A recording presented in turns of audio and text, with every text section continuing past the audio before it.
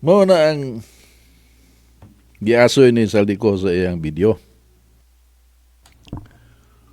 So si kabanday mo ni Ping Lacson nga subay ni gitan-aw siguro ni Ping Lacson nga ani kalusot ay kay ang iyang gi pasinginlan nga nakadawat ani kini man si Pangandaman og si kining Yusek Bersamin.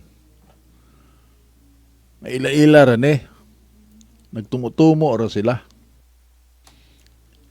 Sila mo ay nangwarta gigamit ang ngan sa presidente. Mo nay lindog ni Lacson nga iyang gibatbat dito sa Senado. Wa mo agi nag-investigasyon, siya mismo mo nag-analyze mo na iyang gisulti nga mo ni tampo. Ang nangwarta gyud ini si Pangandaman, Budget Secretary resigned o kaning Undersecretary kaning apostohon ni Lucas Bersamin. Gi-fire out. Si Lucas gi-fire out. O kanang iyang apo mi resign na. Unay nang warta, gigamit lang nga sa presidente. Matud pa ni Senador Ping Lacson, mga higala. Pero na ay mga ebidensya pang wa ma-release sa Saldico. Kaya man nang gipsalig. Iyang gipaigot. Si Remulla, mingon nga uli diri. Kanang imong kuhan, tikos. Ug ikaw Saldico, uli ka. I mean, di ta magminaot. Ang gisgutan ni kwarta mga higala kalilisang asa nang kag 100 billion? Uni ang mipaingon sa presidente, 1/4 of it, 25 billion. Pubida kanang mutanaw bitaw tanang makadaog og luto, i-announce bitaw sa newspaper nga Soul Betor won 200 million premyo sa PCSO. Moingon dayon kami mga barkada haya-haya atong tuwanaw katong kinadak-an bitaw nga nakuha sa luto tong balikbayan ang nakadaog. Di ko malimot ito kay dako man kay itong istorya. 700 kapin million to. Katong nakadaog nga dito mo to sa Subic kining Olongapo. Ito sa Olongapo palita tong ticket nga ang mipalit balikbayan unya nay babae nga maldita misingit galinya man ang mupalit og ticket sa luto. Katong babaeng maldita way batasan misingit unya kaning balikbayan. Kuan man kanang may pagkadisiplinado man kay wa man na dito sa Amerika ng klasiha nga musingit ka. So, ilang gitugtan nga musingit tong babae wa niya badlunga, singit dia. Niya siya may nakadaog. So ang mga istorya dito sa newspaper ugwa pa ka tong musingit tong babae no? Siya tayo kadaog.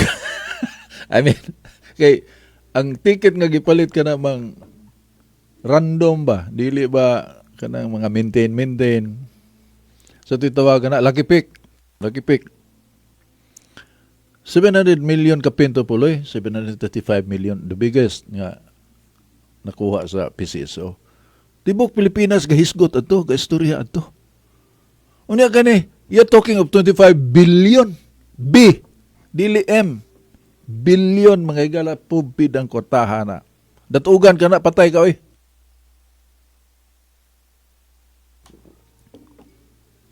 Ug imo nang kanang kwarta na gyud nga tinumpi niya imong isud og karton na bundakan patay kirig. Grabe ha no. Sus Maria Josep. Of course, again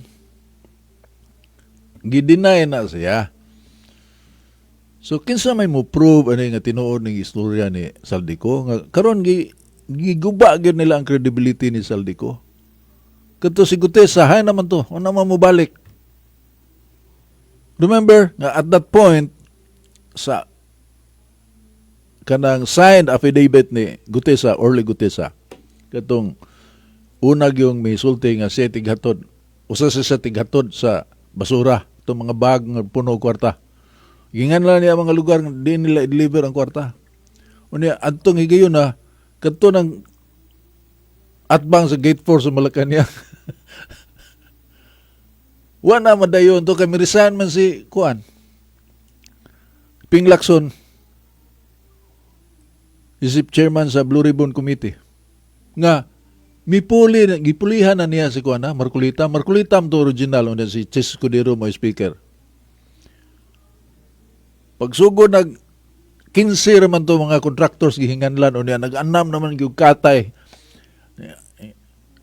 Mi kuan na gitawag na tong mga taga Bulacan. First district sa DPWH sa Bulacan, DPWH boys. Dito na to sa hearing unya si Chis Escudero pa speaker ato. Nya si Marcolita mo'y chair sa Blue Ribbon Committee. Galahugay. Gikudita si Escudero, gipulihan ni Tito Soto. Unya, ang chairman sa Blue Ribbon Committee, si Ping Lacson, nganong giguba man to nila, nga mayor man tong dagan unta. Pero gapadayon, Blue Ribbon Committee padayon. Pag-abot sa punto nga na sa gate, at bang nasa gate 4 sa Malacañang, resign si Lacson. Ang istorya ni Lacson nga, wana musalig ang iyang mga kauban sa committee. Resign siya. So nahunong to. Nahunong ang investigasyon. Kaya resign man ang chairman. Ngita sila kinsay mo puli. Nanay mga istorya nga, si Lito Lapid kaya atong himuong chairman sa Senate Blue Ribbon Committee. Nasa mingon na, balik si Marcolita. Si Kuan, kinini ang Pia Cayetano, kay qualified kay na. Pia Cayetano sa mingon, may mong kumdawat na pero magampo sa ko. Ngita sa ko og kanang mamalandong sa ko og tugahan ba ko sa Espiritu Santo. Dawaton ko ba ng posisyon pero ready ko mo dawat ana basta makakita ng kog signal sa kahitasan nga ako nang dawaton. Unya, what happened? Si Ping Lacson bibalik pag Blue Ribbon Committee. Kaunsa man to siya anong resign to siya. Unya wala man mo balik si Gutesa. Kaya ang issue kadtong Notary Public. Tanawa na guro kung sa kaat, sus Maria. O niya, sa Ubos Bible Oranan, di man dahil sila united, kaya naman say, diskurso dito, i-receive ba to nga? Kana, napakauaw ta na atong gisunog ang atong kogulingong balay, atong gidagkutan kayo, atong kogulingong balay, etc. Gihunong sad, tungod kay na may ICI. Di na tamo imbestigar. ICI, pasagdan lang itong ICI. So, diskuido na ang investigation in aid of legislation sa Ubos Bible Oranan ug sa Blue Ribbon Committee. Pangutan, nahayan naman taron, dapit. Una, si Rimulya na may sige katubang sa media. May kalabutan, ani. Pangutan na, nganong naman ka mag-press conference, nganong sige mo kang press conference, Rimulya, nga di naman ka sakop sa Department of Justice. Ombudsman ka naman. Unya, karong bago, wa mo resign si Lucas Bersamin, ang little president. Mamanay tawag ng kuan kanang executive secretary, little president ang subtitle niya na. Resign. Awa mo resign. Gi-fire out good. Gi-announce na daan. Unya, nakakita siya sa gisultihan siya nga, nga naman Stevie, gi-announce naman ka sa tigpamaba sa Office of the President nga si Auntie Claire. May resign ka na out of delicadeza. Ingon po siya nga, anindot paminahon nga may resign ko out of delicadeza. Pero huwag ko mo resign. Huwag ko magsuwat o resignation letter. Si Pangandaman, anong resign man siya? Una, kaning pasangil ni Saldico, wa sila mo directly kanang confront sa pasangil. Wa sila mo, ikaw pasangilam suko juga. Taka lang ka, kulatahon di karon. Ulbo imong kaspa na pero atong gipasanginlan ko tungod sa kanang kuan ato sa akong gitubuang istasyon nga mga sip-sip ba, mga kauban akong sip-sip. Ingon na itong akong mga sakop nga kanang loyal na ko ba. Mga driver's taxi. Sir, paminawa radio, sir. Pasingin lang ka nga, estapador ka. So, naminaw ko rin yung tinuod, namatay naman, pero pag sugat mo sa, dito sa SM Puloy, pag kuhaan kayo, sip-sip kayo na ko. Pero, bagong management, take over sila, nawa ako dito, wana ko ilabot sa management, giatake ko. Ipsingin lang ko nga estapador. Pagkita na mo, gasugat mo sa SM. Kantong tawhana, patay naman. So, di na lang nako isgutan na nga. Layo, pagadi, gatunol na siyang kamot kay magkiglamano. Gangisi ba? Sa maning klasiya sa mananap nga, imo kong gidaot sa kanginan sa, di na tinuod ang mga istorya, ngisi-ngisihan lang ko nimo. Sa akong nauna ba, so pagduol yun, hapakon ta na ko pala, litsi ka. Singgit-singgit lang dito, so isim, kulata ko. Hapak lang sa kamot. Buang daw na. Wana, kung tingog ako lang isi. Ang mga tao na nanaw ba, kung kanab ito yung gagawa mo na nabuang mo na. Nakalang singgit-singgit. Masuko ka, ug pasanginlan ka sa butang nga di tinuod niya labi na makadaot sa imong dungog. Imo ginang panalipdan hangtod sa imong kamatayon. You have to defend that. Because your honor is at stake.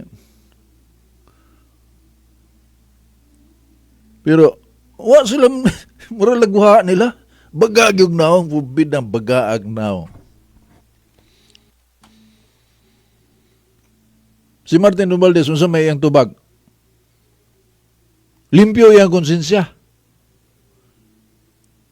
O, di ara kakutob. Limpyo yung konsensya.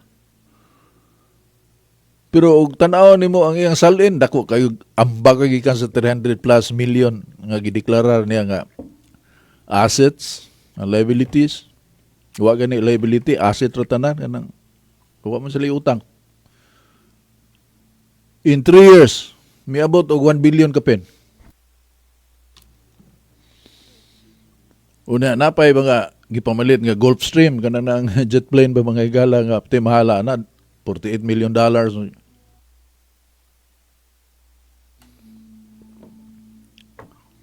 Si Saldico, miingon nga wa ko'y nadawat anang 100 billion. Wa na magpasabot nga wa siya mangawat.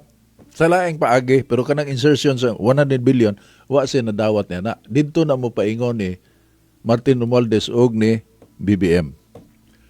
Muna diha ang salaysay mga higala. Ang ibang tuhuan, ang ilang tirada karon nga di gyud na angay tuhuan. Pero naman sa mga video, katong nakikistorya sa military bitaw, si Saldico, si Sara Duterte mismo, may pasabot na nga. Ang budget sa Department of Education, mong mi-resign ko kay ang budget sa Department of Education, ilang kuhaan. Nag-allocate ko na, kanang sa NEP, mga higala, National Expenditure Program. Specific na siya, asa paingon ng kwarta, mga projects, pila may kantidad ini, na diha sa National Expenditure Program, isubmit na sa mga line agencies, ug i-deliberate na siya. Unya mo sunod ana adto na po na laing ang na po mga higala sa deliberation.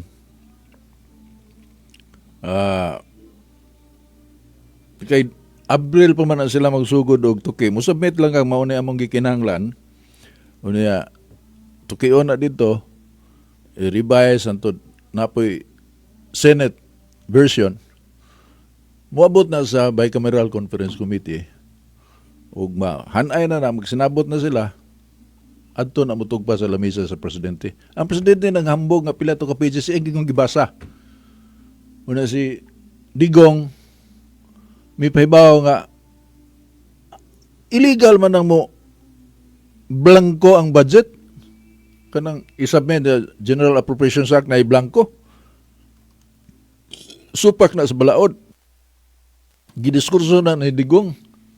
Wa pa siya kidnapa. Ingon si Bongbong, confront mas Bongbong sa media na siya, sinungaling. He's lying. Una sa may nahitabo nga tinuod man.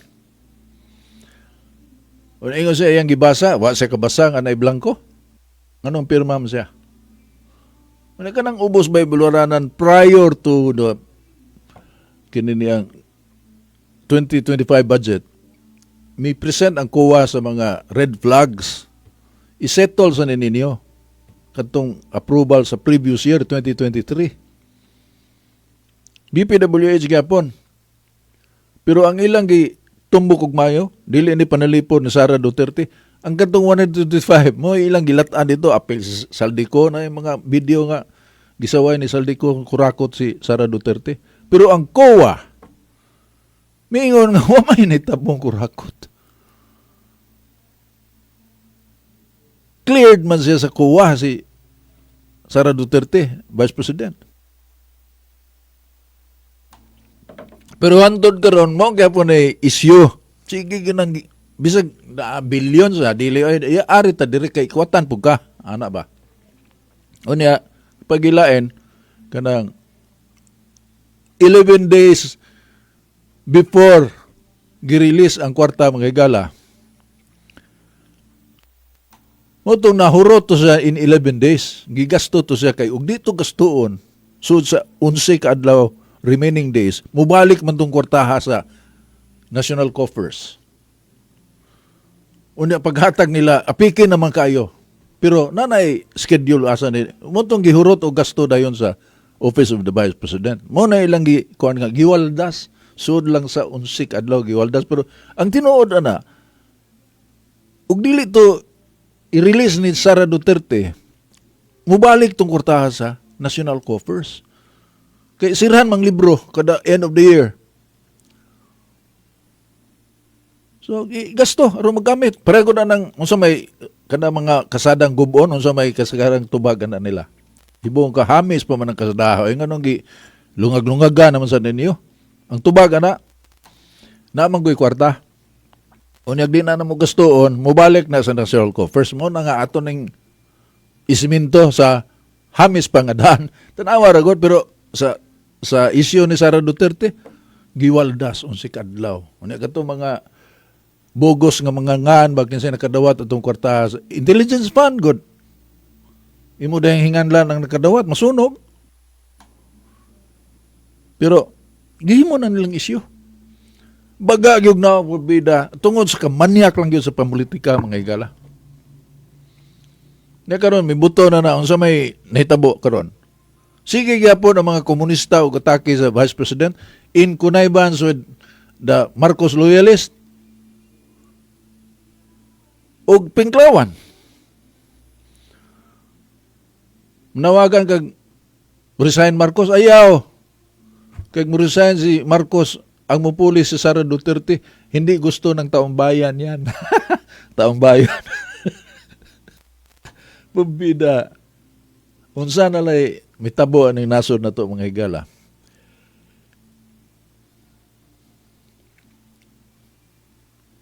Makapabalakag yun. Kini si Kuan, kini natangtang siya nga Foreign Affairs Secretary, Professor,